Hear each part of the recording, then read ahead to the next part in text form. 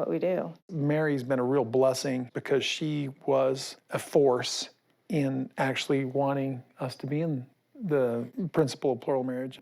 Yeah, you have to know that Janelle and I might have never married Cody. I mean, we wouldn't have married him on our own. It took Meri pulling some strings. I mean, Cody by himself would have never done it. Meri bonded with Janelle and Christine before it was a serious thought in my mind. Meri's the bait. How do you support everybody? Well, I actually don't. Everybody works? Pretty much. Well, three of us work right now. I'm looking for a job. We weren't looking. It just happened. It just happened. How? They drove up and we started talking. Meri and I started talking and texting after that. So yeah. So Meri. I'm not the only person in love with Robin. I don't even know. I mean, there's just, yeah, you just have all the emotions, and you just wonder when he's, going to give you the attention that he's given to her, because she is the new thing, the new. Meri's always been open to more wives. Always. There are times when she would talk to me about it, well, Cody should probably get married again and things like that. And I'm like, no. So Cody and I were out one night, and we went over to a friend's house, and Robin happens to be this friend's cousin. Robin and I kind of clicked that night. And then later, I told Cody, I had to go ask her to dance. That I was good at. And about the time that we went to New York and we became public, management pulled me into the office and said that they were going to release me from my position at work, and they basically fired me.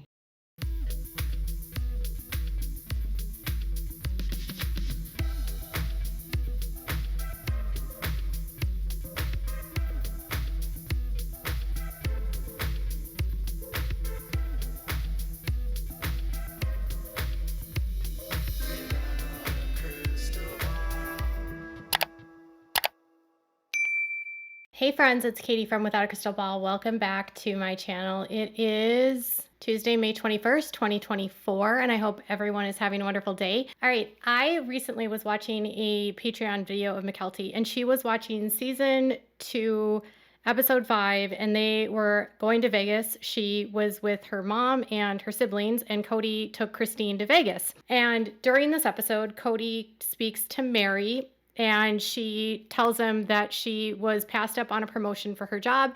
And then she goes on to say that she had been fired from her previous job once the family went public due to the fact that she stated that she had been fired because she had sister wives, or that because she went public being a plural wife, and that her just simply being a public figure and being a polygamist made her employer fire her. She noted that she had been working with at-risk youth, and for several seasons she spoke about how she loved working with at-risk youth. At one point she even wanted to go back to school to finish her degree to continue working with at-risk youth. There was a lot of questions about what kind of at-risk youth program was she working at, why was she fired, when was she fired, and in this live stream that McKelty did, she actually defended these programs, these troubled teen programs, and said they're not all built the same, and that really Meri's firing had to do with the fact that they were concerned that parents would be upset that she was working there and that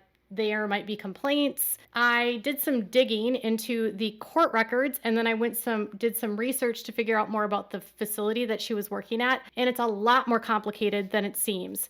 I even had the opportunity to speak to the CEO of a advocacy group looking to not only tighten legislation around these types of programs in the troubled teen industry, but also to close them due to what they're doing to children. And Meri actually was working at a facility at the center of a lot of scrutiny, and they actually have their own page at Unsilenced.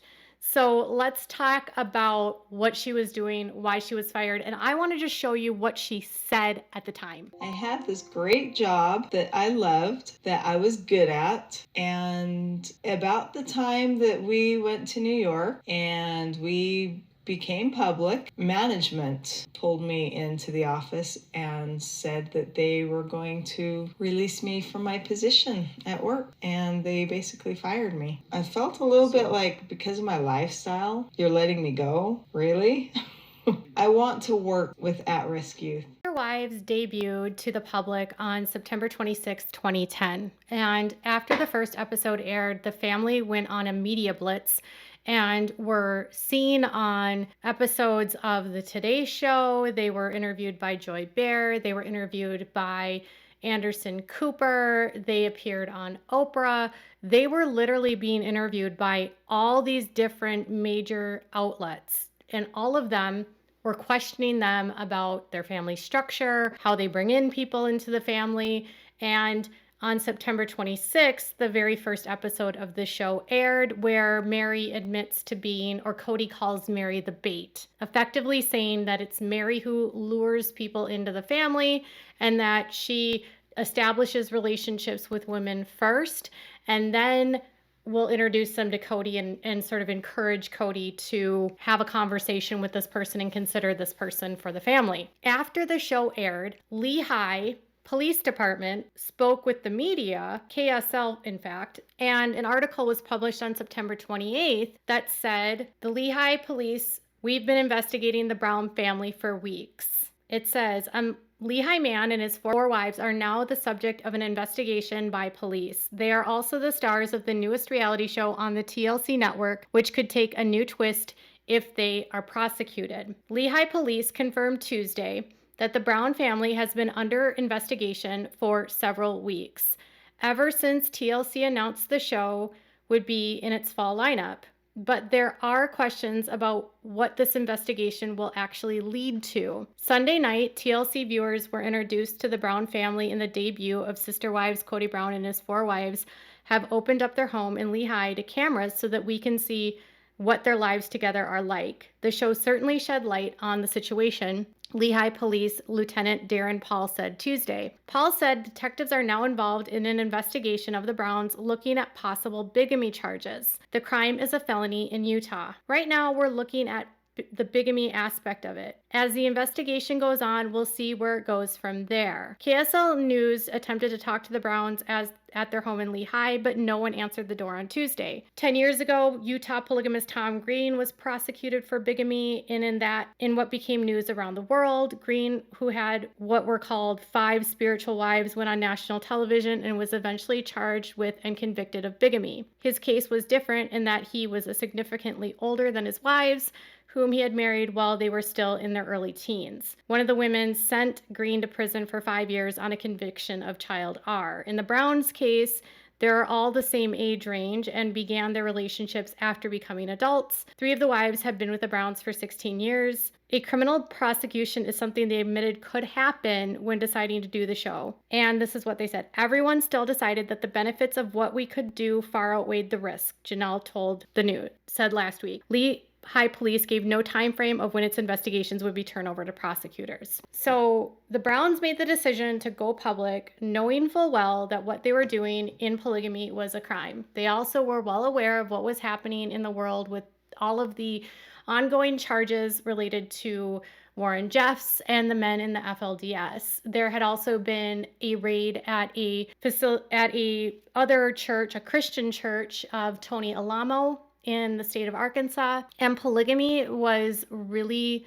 under a very ugly microscope involving child brides and all these allegations of forced marriages, all of it. When the Browns went public, they were a little bit different, right? So they said, we are a family that has adult women. We don't do child brides. We don't have that. We don't have arranged marriages, which Cody now claims today that he was pressured into marrying these women regardless. So in their media and on the show, despite that, they were admitting to having multiple marriages, and Cody was admitting to using Meri to lure women into their family. All of them said it was about all of them admitted on the show that it was about their faith. Well, after that article came out and the investigation began, they did look at the family, and Cody was seen to have committed the act of bigamy. However, They were going to do ongoing investigations into if any other crimes associated with polygamy were connected, like welfare fraud or bankruptcy fraud or abuse, spousal abuse or child abuse. Instead of waiting it out, obviously, and seeing what would happen, they fled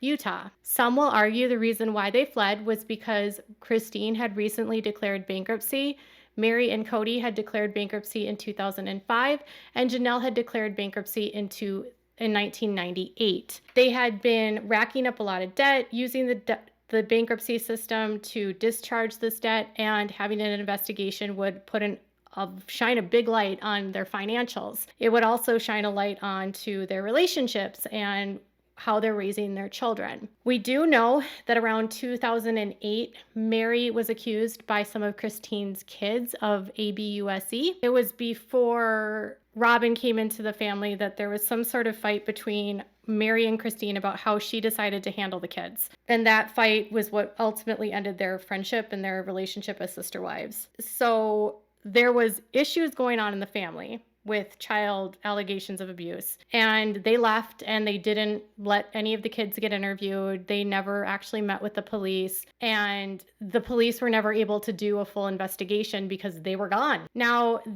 there's arguments on whether or not there was actual meat to this investigation. The threat was there.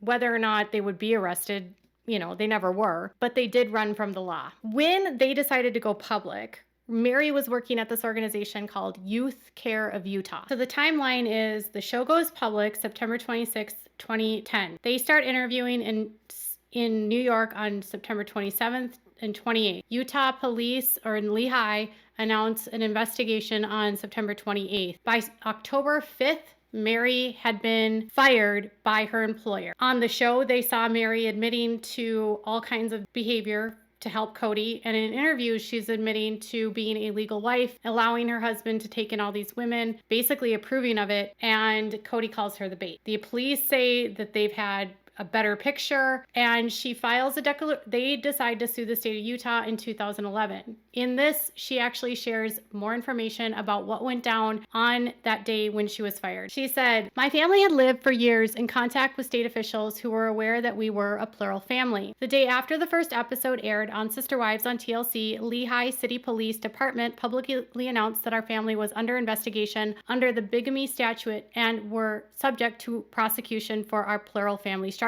They just said they were doing an investigation. What followed were public statements from prosecutors reaffirming that the state viewed my family as felons and that we were committing criminal acts by living as a plural family. These statements and the very public investigation had an immediate, continuing, and negative impact on my family and myself." She goes into saying how her kids asked if they were going to go to jail. She speaks about the possibility of having to deal with the children not being with their parents. She says, "In my case, I was fired due to the criminal investigation and being labeled a felon due to our family structure. I had worked for Youth Care of Utah for 1 year. I was consistently given high performance ratings, pay raises, and a promotion during my short tenure there. Even after I disclosed my polygamous lifestyle, I was still treated with respect and allowed to continue to pick up other shifts, including those which I acted in the capacity of shift supervisor of a residential treatment facility for children. When we decided to participate in the Sister Wives program, I informed my supervisors and the company management. There was no objection to the show, and I received positive feedback from my coworkers. I was specifically told by my supervisor that everything was fine and the show and my lifestyle would not be a problem. I was put on administrative leave at the beginning of the next regular scheduled day of work after statements from the prosecutor labeling us criminals. Please double check this. I'm not sure if they were prosecutors at this point. I think it was the police. The prosecutors hadn't commented at that point.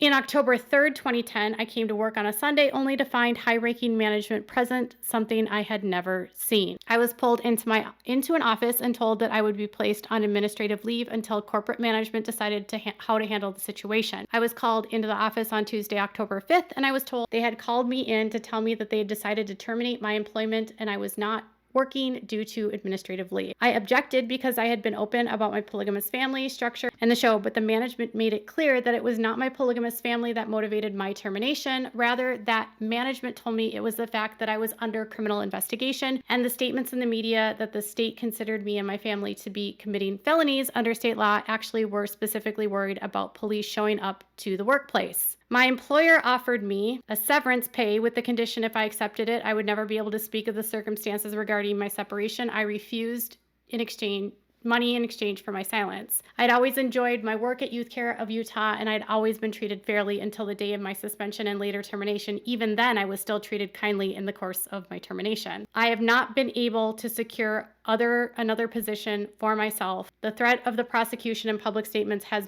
a profound impact on the family's health and lifestyle. We moved to Nevada in hopes of whatever, okay? So Meri's subsequently fired on October 5th, 2010, because her boss says they're concerned that the police might show up at their facility, and they are concerned about her being under investigation for a felony and the fact that she is, admitting to committing crimes on television. Naturally, if you're working with at-risk youth, that some of them are delinquents and some of them have committed crimes, it would be pretty hypocritical if you are also involved in criminal activity, right? Yes. But there's also some dynamics here with this organization that make it even more sensitive for them getting rid of her. By October 6th, 2010, the Lehigh police say they've completed their investigation and they've sent it over to the DA. So at this point, the Utah County DA gets to decide whether or not they are going to charge Cody with bigamy. Meri says the fact that they have called her a criminal and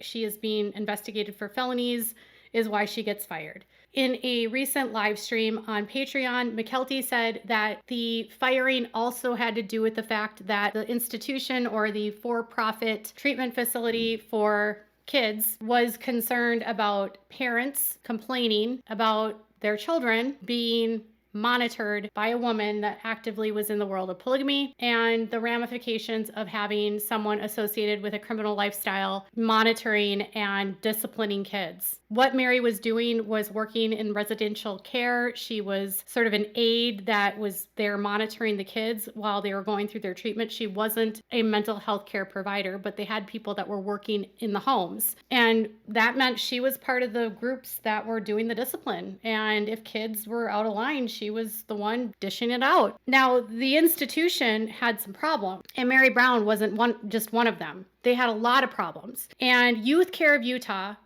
was owned by a company named Aspen Education, and they had a conglomerate of groups of these homes across multiple states where they were for-profit. They were featured on Dr. Phil. They were promoting get better behavioral modification for people that are acting out. Some of the kids that were going here were severely mentally ill. Others were dealing with delinquencies. Others were going to these programs in lieu of going to juvenile detention. Some of the kids were being sent there by their parents because they didn't know what to do with them. The marketing of these facilities was making parents feel like if they didn't get help, they were going to end up dead. It's all very unfortunate. Behavioral modification programs have come under a lot of scrutiny because of where their origins are from and the fact that the kids are basically being brainwashed with a system of following checks and balances. They're denied rights. They're denied access to calls with their parents. The facility has the capacity to put them in isolation. They're allowed to use physical holds and restraints. And there's been a lot of abuse and neglect that's been reported at facilities like this. In 2004, a teenager said that she had been abducted from her home and placed into a 14-bed lockdown facility in Draper. This is where Meri worked.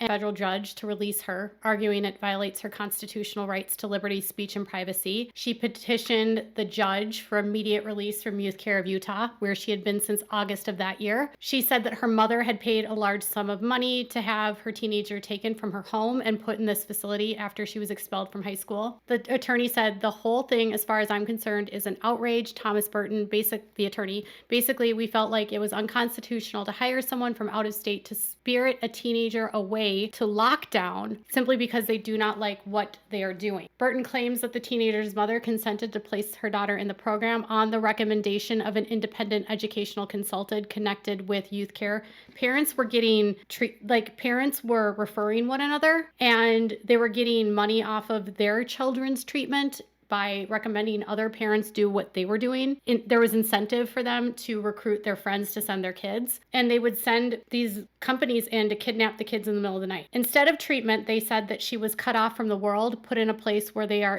incarcerated against their will, without their consent, for dubious treatment of a clandestine, unidentified, and unconfirmed nature. He tried to visit with the teenager and was turned away.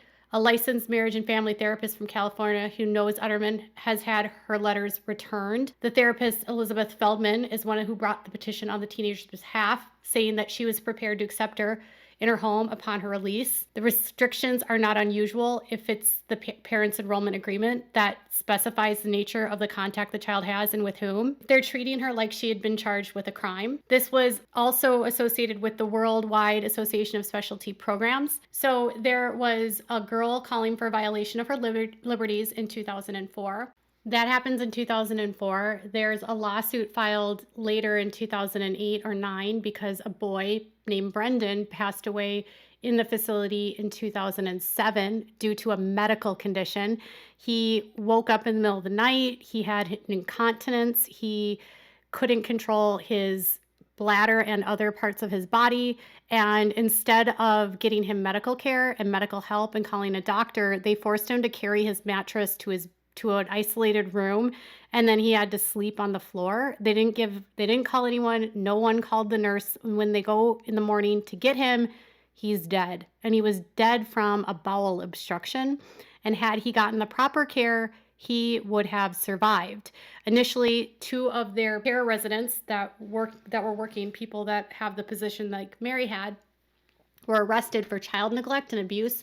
They were later cleared of those charges, but this institution was placed on a suspension by the state, the Department of Human Services, and they were having to go through all of these different, every so many days doing inspections. They put the facility on probation, and they cited operators for providing inadequate medical care to a 14-year-old boy. Disciplinary action against them was part of a settlement reached between the facility and the lawyers for the Human Services Office of Licensing. They were not fined, and they're free to accept new clients, but he died from a bowel twisted and cut off the blood supply to his small intestines. He had been suffering from vomiting, diarrhea, and they failed to contact a nurse. So they were put on probation with their licensing, and for a period were not allowed to take in new clients, and then they had to go through extensive probationary steps to get back in good standing. This same facility also, according to the CEO of Unsilenced, who I spoke to today, Meri Appelgate, told me that they also practiced conversion therapy. So children that would come there, if they were LGBTQ+, their parents might send them because they're having same-sex attraction or they are having gender dysphoria. And they were forcing kids to basically modify their behavior in order to stop being gay or to stop being transgender.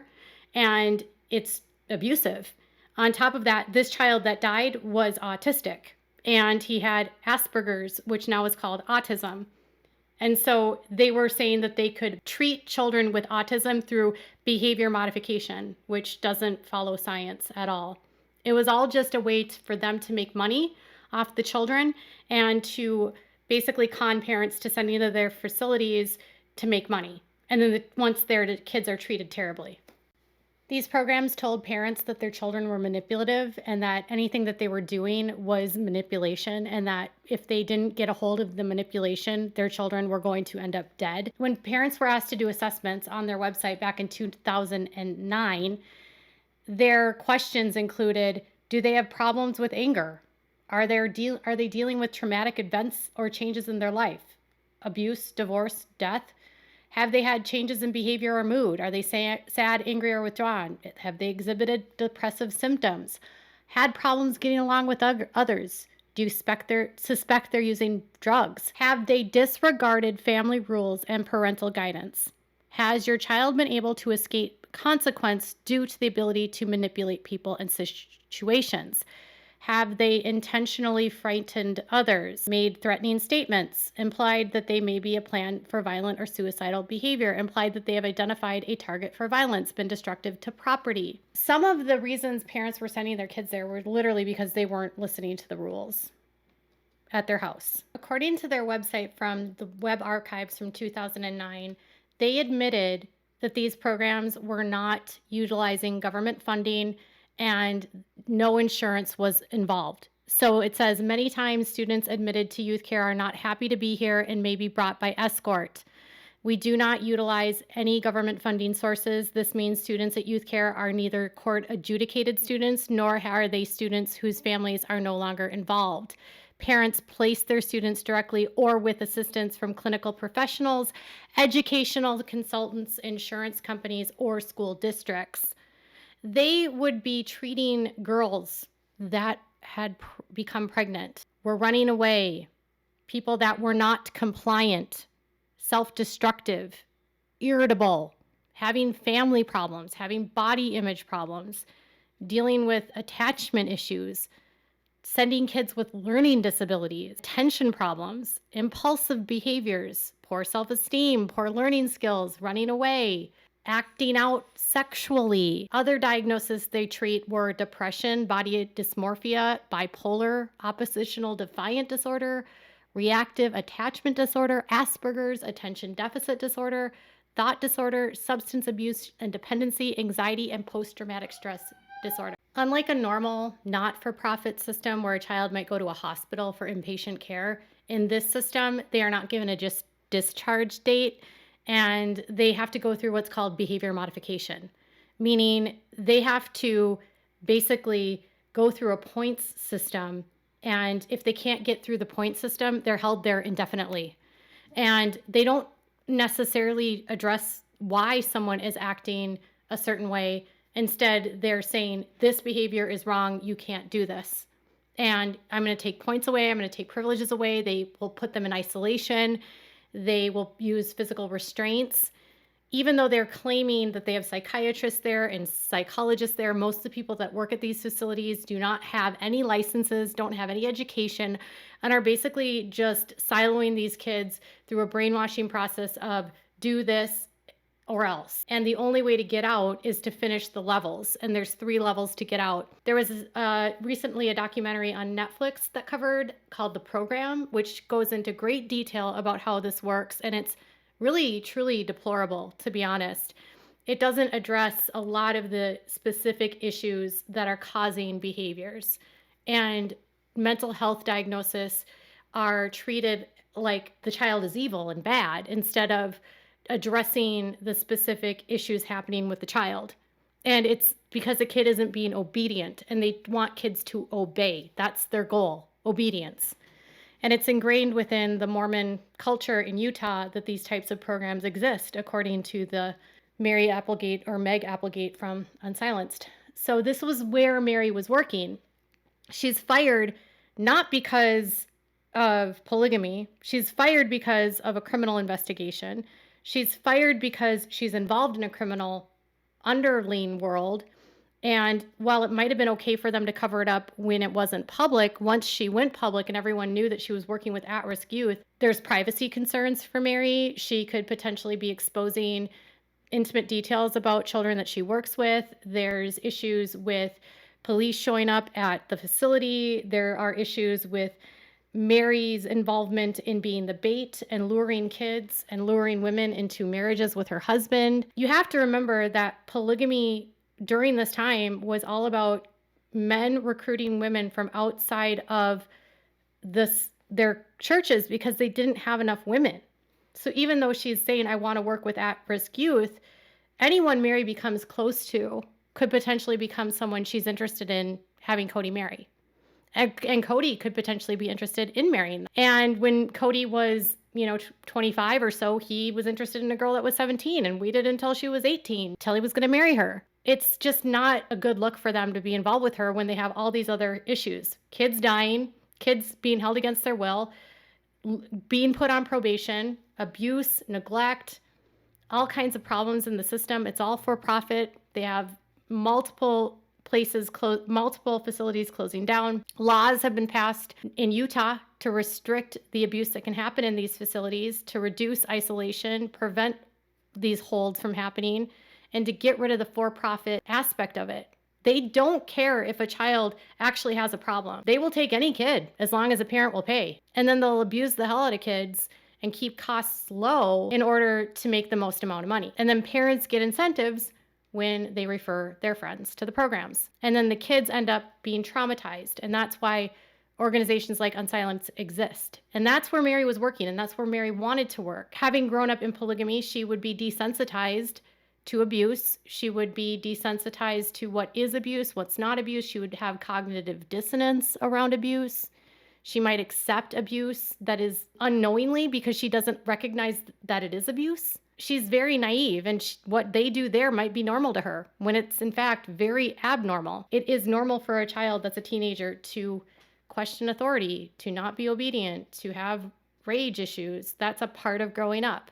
They look at that as a character flaw instead of a learning opportunity. Knowing how Cody has managed the conflict in his family and how the family has managed conflict, it makes me wonder how they managed and navigated their own children when they were acting out, and whether behavior modification was what they did in their homes. I have zero clue. Cody has demonstrated that obedience is what he wants, and that's what these programs teach. It's very disconcerting. So having taken a dive into this world, does it surprise me that she was working at a facility like this, given her background? No. Does it surprise me that she was fired, given what the facility was facing? No. Is it the facility's fault for firing her? No. Is she the victim for getting fired? No. She's the one that made the choice to go public. She's the one that decided to put it all out there. By putting it all out there, she put herself at risk. She put her kids at risk. She put the children that she's helping at risk, that she thinks she's helping. The facility is putting themselves at risk because they've got a staff member that's now under criminal investigation and labeled a felon under the law. And whether she liked it or not, that's what her life was. They couldn't change the law. They never changed the law. It's still a crime. They weren't the victims of getting fired. They weren't the victims of prosecution. They weren't the victims of police. They were the ones playing the victim when the real victims were their kids and the people that are trapped in these cults. Police were not the bad guys. The employer here is a bad employer. They're doing bad things to kids, but they weren't wrong to fire her. They had their own problems they had to deal with, and she was just a stain that was going to make them look terrible. And now Meri is out there helping adults. And if this is how she helps people, I would not want to be a part of Worthy Up. I'm just saying. I want to thank the CEO from Unsilenced for speaking with me today and helping me better understand the dynamics of these groups in Utah. You can check out their website and make sure to follow them on Instagram if you want to learn more about their advocacy work. What are your thoughts about her getting fired and the places that she worked? And how do you think in the home they were managing conflict with their kids? Tell me what your thoughts are. Make sure to give this video a thumbs up. Make sure to subscribe to my channel if you haven't subscribed, and click on the bell so you never miss a video. Thanks so much for watching. Bye, guys.